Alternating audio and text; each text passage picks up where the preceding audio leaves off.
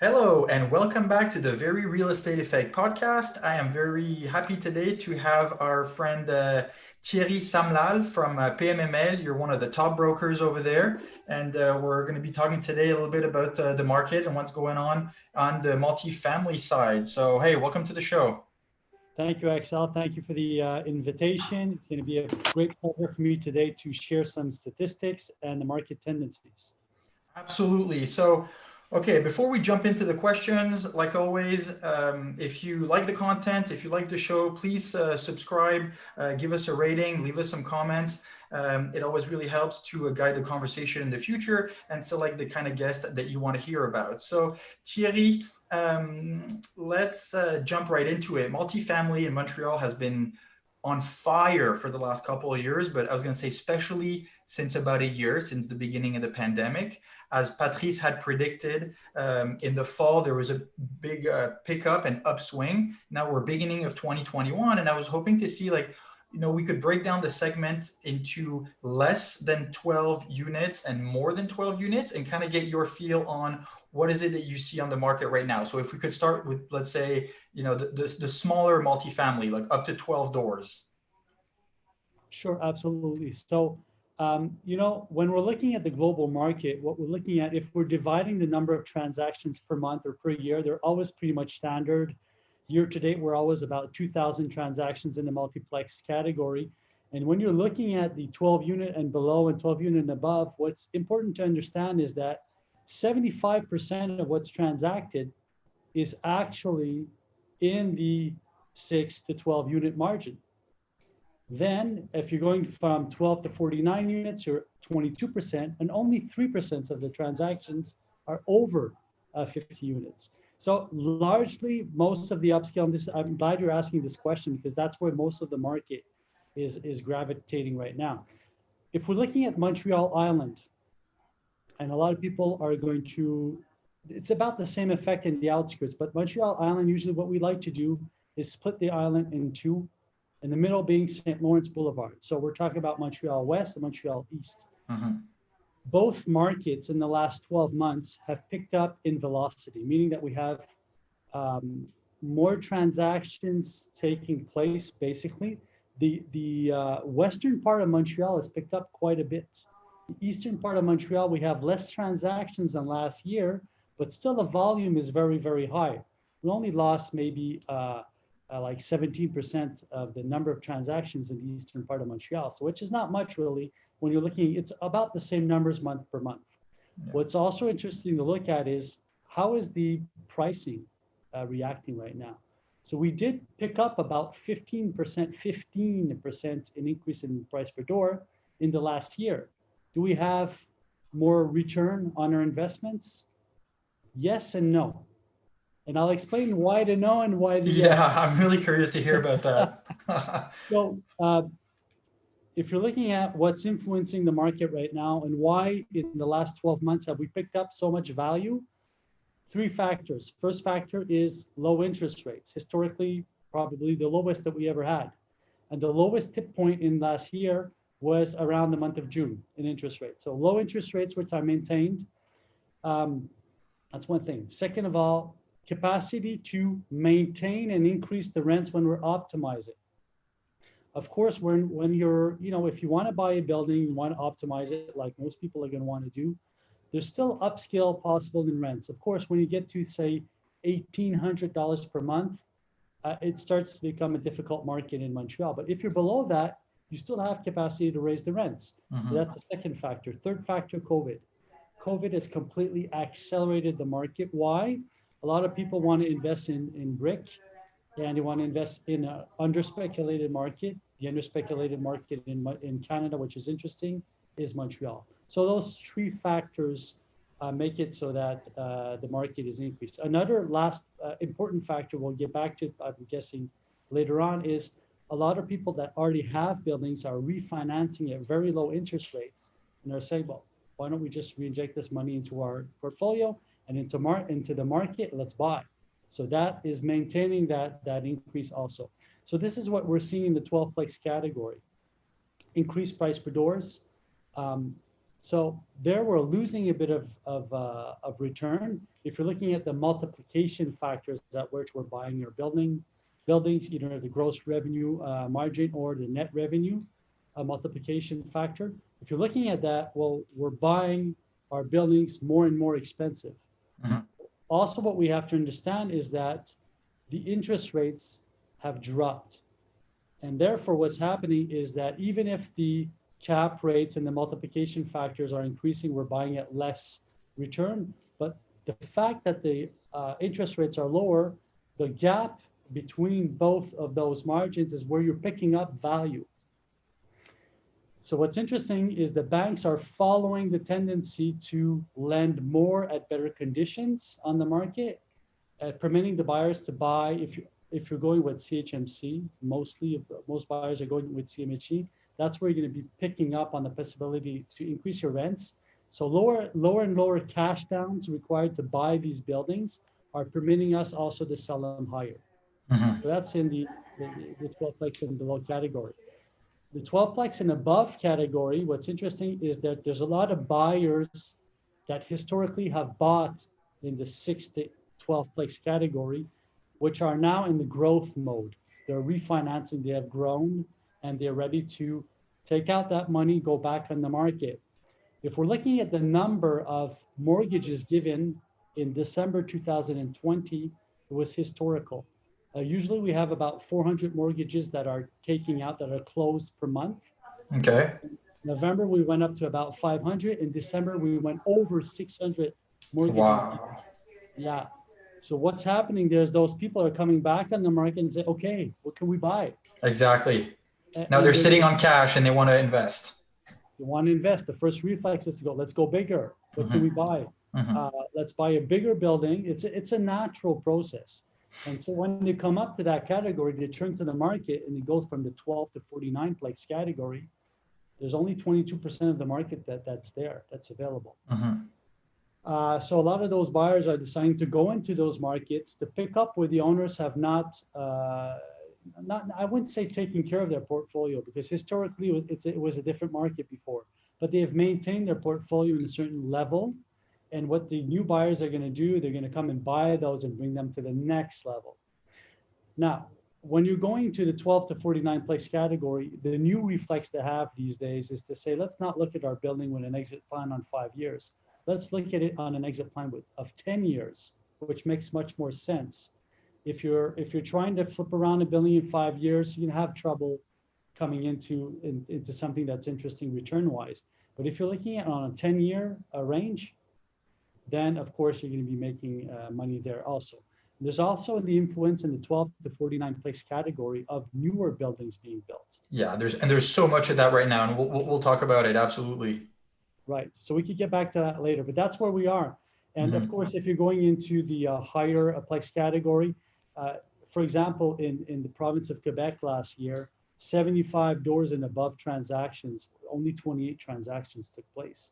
So if you're searching in that category, you have to be ready to, still a seller's market in that category, even Mhm. if there's more doors. Of course, you're going to be paying a little bit less per door because you have the advantage of buying out a large portfolio, but the difference in price per door is not that much. So that's what the buyers have to be ready to look at. And that's a very good point that you make. It's a good indicator. Like once you go above a certain number of doors, there's just so few transactions. It's probably like 30 or 40 transactions in the whole province in the whole year. So for an investor who's looking to close a deal like that, it's not easy because there's just very little offer. Something else that you mentioned, the on the gap between the price per door and basically like price and value, like we see cap rates right now. We see listings with cap rates at 2.5, 3. I personally have a very hard time jumping on a transaction like that because I just find it's too low. And yes, I know there's a lot of potential. It's often buildings that have been mismanaged. The rents have huge potential for increase and so on. But what do you say to small investors who are looking, let's say a listing, let's say a 12 unit at a 3% cap rate? Like how should they interpret this? Okay, the first reflex to have is to, first of all, look at the financing portion of it. If we're in the smaller building category, how much financing can we get? Can we go, are we going conventional? Are we going to try to refinance later on? Are we going right away CHMC? Are we going to be holding the building? If we're going CHMC right away, usually we're on a 30-year amortization plan. Can we go to a 35-year amortization plan? And what we're seeing is the CHMCs is becoming more flexible in their planning on the amortization period. So sometimes you could go get a 35-year amortization period, a table, which makes the asset much more comfortable to deal with right now, cash-wise, and permits the buyer to re-inject into those buildings some money. Another thing is that looking at the current cap rate situation of the building is something, but looking at where we could bring the building on the short term. When I'm talking about short term, I'm talking about 2 to 3 years max. Can we correct the cap rate that we're buying that building at? For example, if we're at a 3 cap, could we correct it to the market condition of a 4.3 or a 4.4, depending on the category we're in? Can we do it on the short period? And can we do, how much money do we have to invest to bring that building to that cap rate? And do we necessarily have to do major renovations to do it? Because a lot of the buyers right now in the market, a lot of the optimizers are going to look at a unit and say, okay, we're going to strip it down to the bones, remove the gyprock, electricity, plumbing, etc. Do you need to do that right away? Or could you postpone that? Do you need to spend that much money to bring the building up to high grade on the market? Or can we just do it one step at a time? First 5-year plan, optimize the rents. Then after 5 years, once you're refinancing, decide, are we going to largely renovate this building? Because if you're going to try to renovate a building today, what you have to know is that the people that usually do those renovations are not necessarily available. Yeah. And they're charging high pricing right now to do the job. So there might be an economy over time to just postpone. And you know, maybe in 5 years you can decide, okay, well, I'm reaching somewhere else in my planning. I'm gonna sell this building. Well, you're selling that potential to the market to renovate it also. Yeah. So it's a decision that has to be taken. It depends on your experience as a buyer. And it's funny that you mentioned that waiting, because we were working on a transaction, a large sixplex in Hochelaga Maisonneuve. And my first intention was, okay, we buy it and as soon as possible, we optimize it. And now I'm like, you know what? Let's wait 2 years. Let's just get a bit of cash flow. Let's just wait. And then 2, 3 years from now, we'll try to empty the building, strip it down to the bone, and renovate. So it's funny you mentioned that, because it's exactly the thinking that we've started to have, and kind of delaying this large injection of cash instead of doing it right after the acquisition. Very interesting what you're saying, because Hochelaga is going to be a good part of my presentation later on. And okay. I think it's a market that is picking up in speed. So the market is evolving fast, and the price per door is evolving also fast. And when you're looking at inventory and the price that people are willing to pay per door, even with large renovations to be done, sometimes even in the foundation, there's a lot of foundation work to do in that area. Often the structures of the buildings in Hochelaga are very solid. It used to be a rich area at the time. So when they used to build in that area, they used to build nice, strong, solid buildings. So you're working with a solid structure, and then all you have to do is work around that. So yeah, it's a decision that needs to be taken. And sometimes, you know, you don't do anything with the building and it picks up a lot of value also. So, and you could just refinance it after time. So it's something to food for thought. Yeah. Yeah, exactly. No, that's a good point. And I'm actually redoing a full foundation and a facade in around May, June of this year in Hochelaga on a 5-unit. I'm kind of working on the file now, and it's quite interesting. And as you mentioned, the availability of builders is very, very tight. What's interesting with your 5-unit is there is a gap between the 6-unit category and the 5-unit category react the same financing wise. But what I've noticed is that the 5-plex category goes for a little more, because often you have a little more price per door, because often you have the possibility of having owner occupancy on the main floor. Often those buildings, they have a large unit downstairs on the main floor, and then you have smaller units above. So that's where your upscale is possible in dollar wise. Yeah, well, that's exactly our situation. You're a pro, man. Okay, I was hoping to shift a little bit the conversation, and maybe we can stick to kind of Hochelaga Maisonneuve. But since the beginning of, well, since 2021 started now a month and a half ago, we've seen a fair pickup also in the fall of 2020. And I was hoping to get a little bit more into the details of what are you seeing in terms of sellers' profile. I find it's always really interesting to see like people who want to sell their building. Okay, well, what's the story? Why do you want to sell now? And so I was just wondering, have you noticed a particular trend in people that are coming to you for listings? Yeah, absolutely. And that trend has always been there, basically. So often, we have owners that have been on the market maybe for 20, 25 years. And now they come to a maturity point and they're saying, okay, what do I do with my portfolio? When I sell it, I'm going to be paying capital gain. I can't get away with it. Anyways, if I sell it next year, it's just going to be more. And so there's a decision that needs to be taken. The market is what it is right now. So we're historically at the highest point of the market in Montreal. So a lot of people think that that market might continue, might not continue. And so it's a decision taking point. Often those people, the owners come to a certain age point also, and they say, Yeah. okay, if I refinance now, I'm refinancing for 5 years. Do I want to continue managing my buildings for 5 years or not? Often those owners, some have children that are reached at a certain age. The children have seen those owners work on their buildings, and they don't want to have the same lifestyle than the previous owners had. So they don't want to pick up those assets. They don't want to take them over. So the owners come up to a certain point and say, okay, what do I do with those assets now that my children don't want them? My point of view was to build a portfolio, build a revenue generating asset, but my children don't want it anymore. So we're seeing that. That's a portion of the portfolio of what's sold. The other portion is those same people coming to the market and refinancing and saying, okay, now I can refinance my portfolio. I have a service here where I look at portfolios, and I would look at the portfolios of an owner, and we will look at each asset and see what do we keep, what do we want to sell. So if I have 20 buildings, on those 20 buildings, I might keep 15. Yeah. I might keep 5 assets. I would sell 5 assets that I don't want anymore, refinance my 15 to the max, and just often buy new buildings. These people are buying off new buildings off from the market. Okay. And you mentioned something too, sometimes the slightly older owners. Would it be correct to say that usually those properties are paid and mortgage free?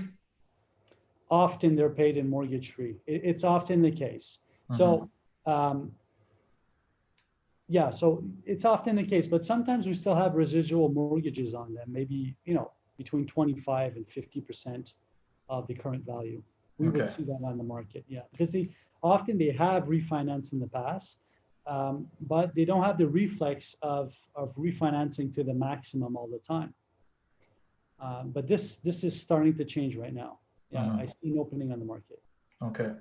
And so you're also very involved into new construction. And so I was hoping to see with you, what have you been seeing as a trend, and what should we anticipate for the rest of 2021? I mean, we know there is so much building construction starts, and a vast majority in multifamily. And I was hoping to hear from you a little bit of what you've been experiencing lately. Yeah, well, for a large period of time between 19 and 1985, and I'd say like almost 2015, we were building condominiums. Yeah. So most of the buildings built were condominiums. Now the rental market does not want to, the purchaser market does not want to buy anymore. They want to rent. So we know that 1/3 of the population of Quebec is over 55 years of age now. And what they want to have is a lifestyle. The millennials, it's the same thing. They don't want to own. They want to have something nice, something new, and something where they could be mobile. Rent out for a certain period, move to another city completely. So the rental market is increasing as term as the velocity of the rental market in numbers, the number of people that want to rent, and also the prices that they're willing to pay at. So that's influencing the market right now. So if you're looking historically, and you're looking at 2018, in 2018, we had a tipping point. That's where the number of permits given in Quebec for construction went to over 50% for multifamily. Okay. And now, right now, currently, we're somewhere around 56% of what's built is built for multifamily housing. So that tendency is not going to stop. It's increasing, but it's influenced by many things. It's influenced by the costs to build.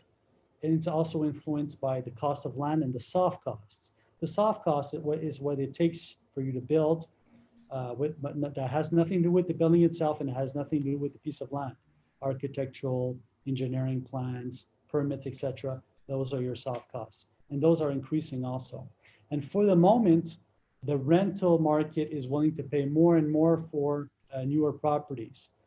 And what's happening is the cost is increasing for construction every year. In the last 2 years, we've increased 17% in cost, which is incredible. Right now, we have another increase coming also.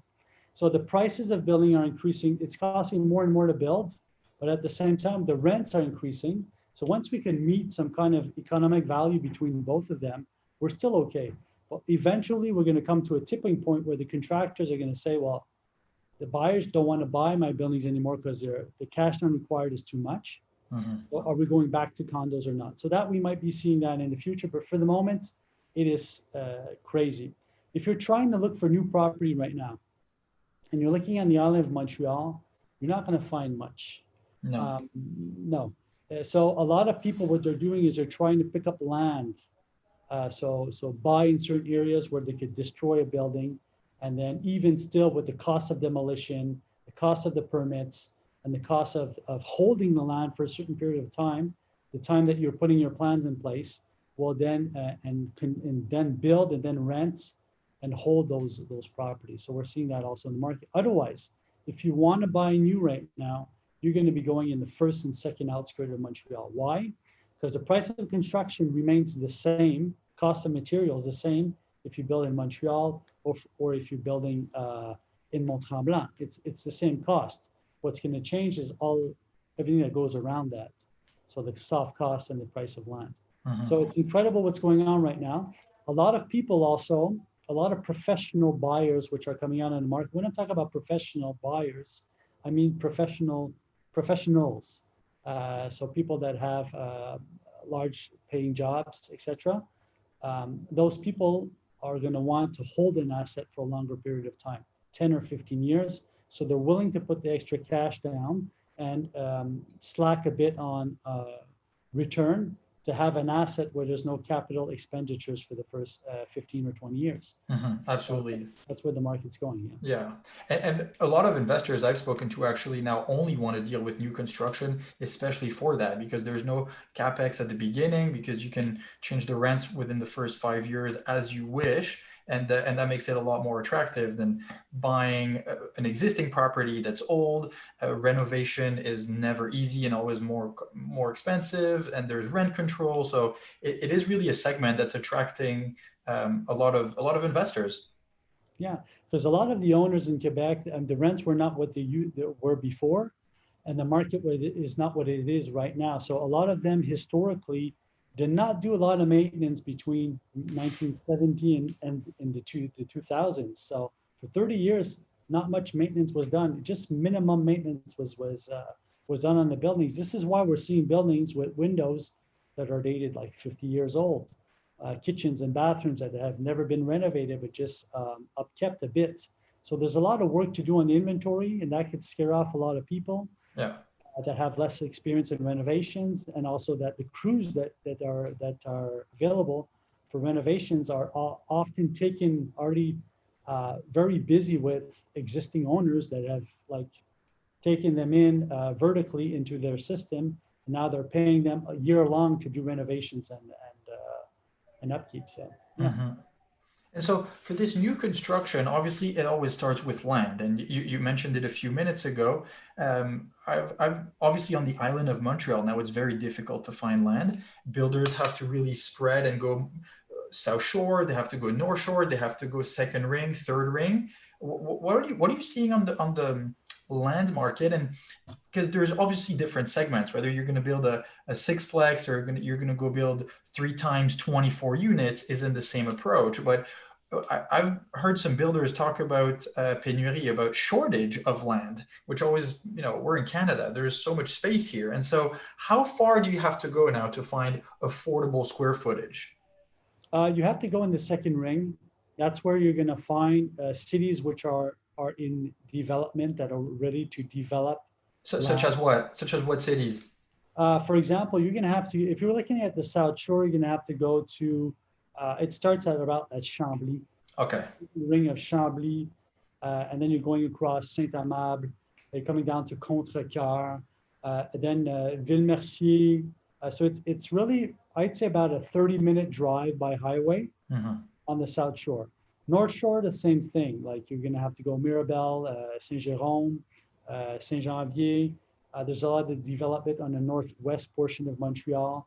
Mhm. So that's how far you have to go to purchase land. Now, what happens is that when you're buying land, you have to hold it. You have to hold it for a certain period of time. So the people that are building now probably bought the land 5 or 10 years ago. So often when you're buying from a developer that's picking up on a certain amount of profit on the land. So that's one thing. If you're looking in Montreal itself, well then it's something else because you are going to be able to find land which is available. If you're looking at areas, look in the areas where you're going to see 2 or 3 stories high. For example, Hochelaga Maisonneuve is a very, right now, it's a place where everybody wants to buy land because you can still find older buildings in very bad shape, which you could tear down. There was a lot of industrial areas, semi-industrial light areas in those vicinities. And often the pieces of land which you could develop are close to boulevards or on Mhm. boulevards. This is where cities are going to permit densification.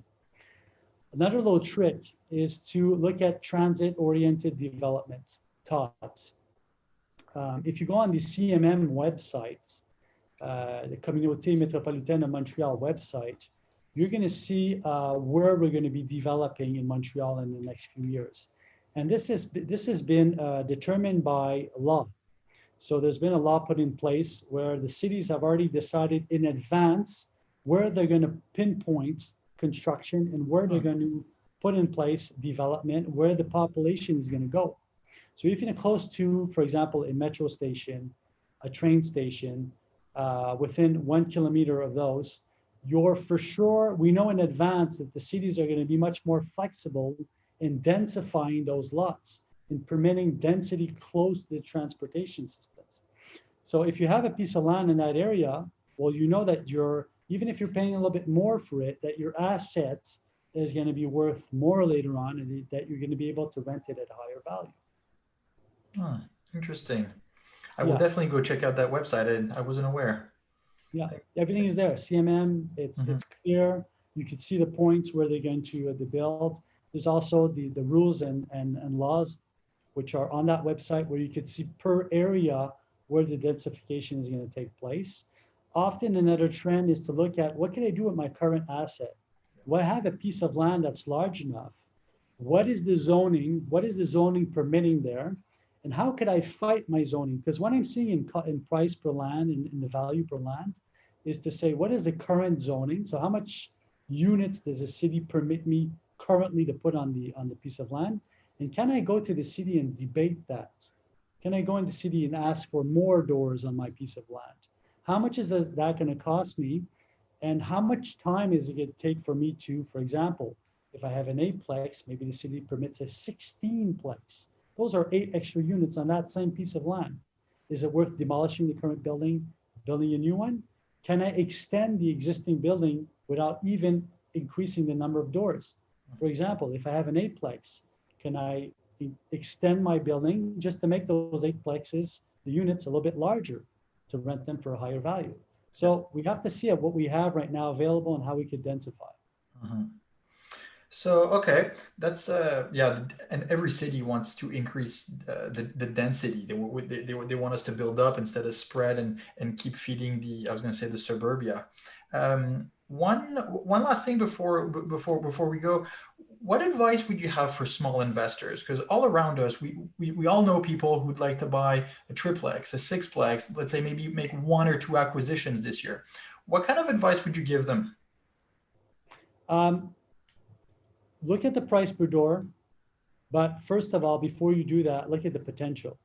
Because price per door might be scary. The multiplication factors that you're looking at right now, if you're using an Excel sheet or whatever spreadsheet you're using, basically to do your calculations, you might be scared to see that what the return is not what you think it's going to be at the beginning or what you're anticipating on the market. But if you look at the possible return, use your look at your revenues first, of course. How can you increase those revenues? Second of all, how can you reduce the expenses? For example, for a large period of time, most of the investors were looking for assets that the heating and the electricity were paid by the owners. Can I flip that around? Can I ask the tenants to pay for that instead? If I'm saving some money there, well, I mean, we're working off the net value of a building to establish the possible financing on it. So if you could increase the revenues is one thing, but if you could reduce the expenses, it's another thing. What type of service could you give to your tenants? You have to look at your tenants like your customers. What does my customer want? Yeah. Is the customer that's using my asset right now, is it the right customer? Can I change that customer? Is that customer going to be able to, once I do my renovations, be able to pay that rent and appreciate it? Am I going to be able to increase that customer over time? Or is it worth it just to change the customer? How much is that going to cost me? Can I pay him out? Can I ask him to leave? What are the regulations there? So I would like you to look at the asset with the potential of where you could bring it today at the maximum market value, and then put a plan in place. Is that plan viable over 5 years? If not, put it on 10 years. The important thing right now is to enter into the market because the Exactly. interest rates are very low. Whatever Mhm. pricing you're paid, just enter into the system. And you'll notice that capitalization is going to do it for you over time. In 5 years, you're going to sit down and say, wow, I have this much equity. If I would have waited, what I'm seeing right now, I see a lot of investors hesitating, Mhm. trying to find the right deal. There's no right deal. Um, Take 100% of your criteria, drop it to 75. Eliminate stuff. Get rid of the interference that's not permitting you to access that market. Because you're going to notice right now, if I'm looking at the increase in price per door, people that have waited 1 year to take their decision are paying 15 to 17% more. But at the same time, today, the interest rates are very low. So you have much more flexibility on your assets. So that's the first thing to do. And take your decision. Do I want to partner up with somebody? Is it worth Mhm. it? Do I want to go through the hassle? Or sometimes there's a net advantage to pick up a partner where you could take your risk and just divide it into, feel much more comfortable with your asset that you're buying, have more flexibility if there's something that you haven't seen that comes up in the renovations. Mhm. And I agree with you. And to conclude, you're absolutely right. Like, just get into the market. Just buy something. If it's your first deal, it's not going to make you rich. It's not going to make you broke, but hopefully it'll get you addicted to do more in the future. 100% right. Yeah. That's where we have to go. So Thierry, where can our listeners find out more about you? Well, you could go on our website, pmml.ca. We have a lot of private assets which are there, which you could pick up, what you're not going to find on the market. So pmml.ca. We also have market reports which are available. We're specialized in multiplex, but we also have a financing department, but a commercial industrial office space department also. So we have reports which we're going to bring to you quarterly. What we like to do with the market is share the information to the market, give you a general idea of what's going on in each area. We have also videos available. We have a lot of content on the website. So that's where I would like to go see you go first. Of course, you could also reach me directly just go on the website or reach the broker that's selling the asset. Broker that's selling the asset knows a lot about the asset itself, but also about the motivation of the seller and where we could bring that asset. So that's where I would go first. Perfect. Well, Thierry, thank you very much for today's interview. It's a pleasure to have this conversation with you, and I know that the whole PMML team is are experts in the field. You guys are now the leading brokerage firm in the province, and it shows. So, and by the way, those reports I've been through them. Not the latest ones that have come out, but last year's or last quarter, and they're very thorough. They're quite thick. There's a lot of very good information. A good place to get your some cap rates and so on when you're doing comparables. So go to pmml.ca and get those. It'd be our pleasure to share them with you quarterly. Thank you, Axel, for the invitation. It was a pleasure talking to you today. Of course, sharing with the market for us is very important. So thank you for giving us that opportunity. Pleasure. Thank you very much, Thierry.